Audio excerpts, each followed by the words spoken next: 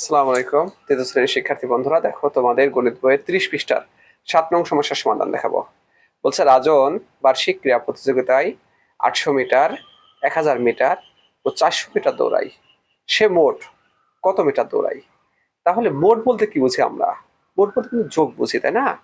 কারণ সে 800 metre, 1000 metre এবং 400 metre দৌড়ায়।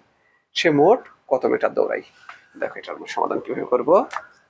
আমরা লিখতে পারি সে মোট দৌড়াই দৌড়াই সে মোট দৌড়াই কত মিটার? দেখো এই যে 800 মিটার। 800 মিটার প্রথমে দৌড়াইছে, পরে কত? 1000 মিটার। 1000, এই দেখো 1000 মিটার দৌড়াইছে পরে। তারপরে কত? 400 মিটার দৌড়াইছে।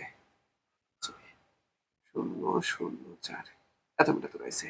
তো যোগ করে বাড়াই আসবে আমাদের, তাই না? তাহলে 0, 0, 8, 4, 12, 2 হাতে 1, 1 একে 2200 মিটার দৌড়াই। ওকে, এবার দেখো 8 নম্বর অঙ্কটা তোমরা দেখো। এখন আমার এখানে 8-এ কি বলছে দেখো। 8-এ বলছে এই যে রেনাদের ফল বাগানের 3টি আম গাছ থেকে যথাক্রমে 645টি, 729টি ও 890টি আম পাড়া হয়েছিল। ওই বাগান থেকে কতগুলো আম পাড়া হয়েছিল, তাই না? আমরা বলতে পারি কি,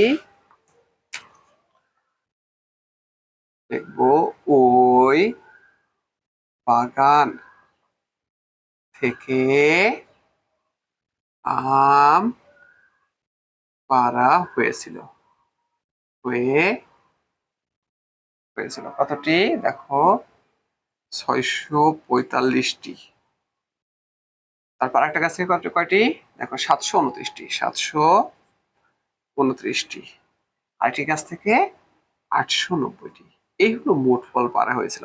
যোগ করে দিলে হয়ে যাবে আমাদের। হ্যাঁ, তাহলে 8 9 কত?